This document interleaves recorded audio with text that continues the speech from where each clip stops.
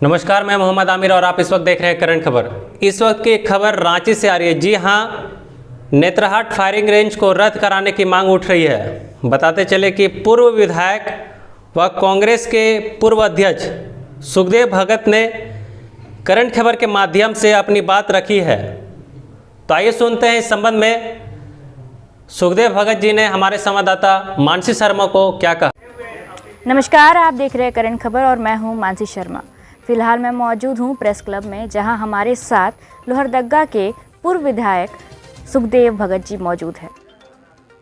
विषय यहां पर आज है फील्ड फायरिंग रेंज, जिसके लिए कई वर्षों से लोग परेशान हैं, उसको रद्द कराने की आज मांग है। चलिए सीधे जानते हैं कि उनका सीधे सरकार से क्या मांग है और क्यों अब तक उनकी बात नहीं रखी गई।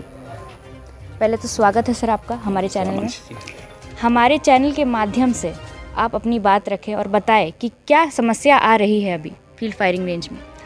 नेतरहाट फील्ड फायरिंग रेंज, जो नेतरहाट की वादियों में अगर आप चले जाएंगे तो एक आवाज़ गूंजती है लगातार, जान देंगे लेकिन ज़मीन नहीं देंगे। ये बहुत एक गंभीर मसला है और संवेदनशील मसला, और मानवीय पक्ष इसमें जुड़ा हुआ है, क्योंकि 245 गाँवों के 1471 वर्ग किलोमीटर के लोग इस परियोजना से विस्थापित हो जाएंगे। और ये इससे सरकार की अधिसूचना से संविधान जो जीवंत दस्तावेज है उसका अनुच्छेद 21 का घोर उल्लंघन भी है, क्योंकि संविधान के अनुच्छेद 21 में हर व्यक्ति को जीने का अधिकार, उनके गरिमा, उनकी स्वतंत्रता के रक्षा का अधिकार देती है, लेकिन उसका घोर उल्लंघन हो रहा है, क्योंकि विस्थापन से उनका जीने का अधिकार हट जाता है। साथ ही साथ ये क्षेत्र 5वीं अनुसूची है, 5वीं अनुसूची के सारे प्रावधानों का भी उल्लंघन इससे हो रहा है। और साथ ही साथ 5वीं अनुसूची का तो उल्लंघन हो ही रहा है।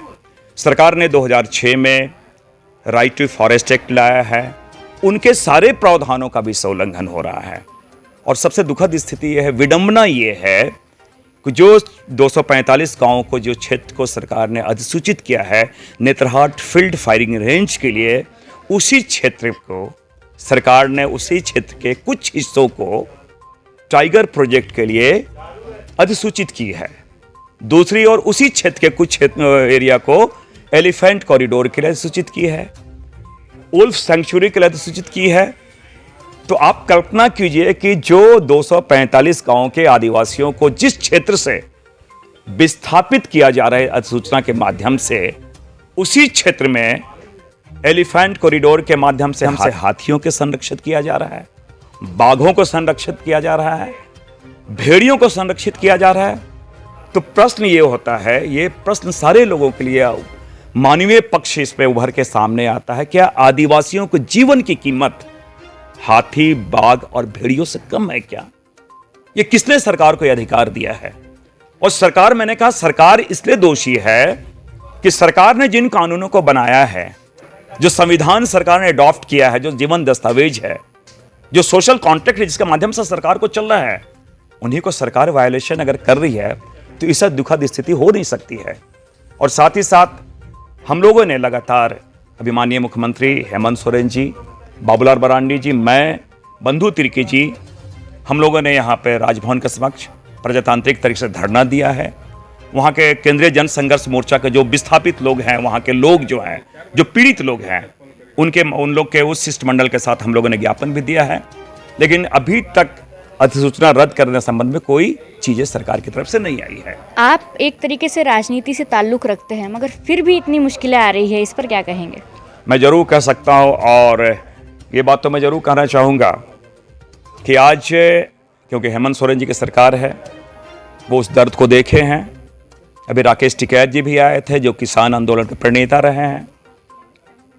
आदरणीय विनोद सिंह जी भी स्वयं गए थे, बहुत सारे सोशल एक्टिविस्ट गए हैं। तो हमारा एक सामूहिक प्रयास है कि सरकार के संज्ञान में लाके सरकार को, हम लोग केंद्र सरकार को पत्र लिखें, और पत्र लिखेंगे और इसकी अवधि विस्तार ना हो, और नहीं तो हमारा प्रजातांत्रिक अधिकार तो है, संवैधानिक तरीके से, अहिंसक तरीके से हम सत्याग्रह करेंगे, और हम तब तक विरोध करेंगे जब तक केंद्र सरकार ये अधिसूचना वापस ना ले लें। एक आखिरी सवाल आपसे कि अब पद यात्रा की बात है ज्ञापन सौंपने के लिए, अगर उसके बाद भी कोई फैसला नहीं लिया जाता है आपके हित में, तो आप क्या करेंगे? निश्चित रूप से मैं बहुत ऑप्टिमिस्टिक हूँ, आशावादी हूँ, और मैं जानता हूँ प्रजातंत्र है, डेमोक्रेसी है, जमहूरियत है, और जमहूरियत जन आकांक्षाओं से चलती है। और आपने देखा होगा कि सरकार भी अड़ी हुई थी, केंद्र सरकार, मोदी जी की सरकार, किसान बिल के संदर्भ में टिकैत जी ने लगातार 13 महीने तक आंदोलन किया।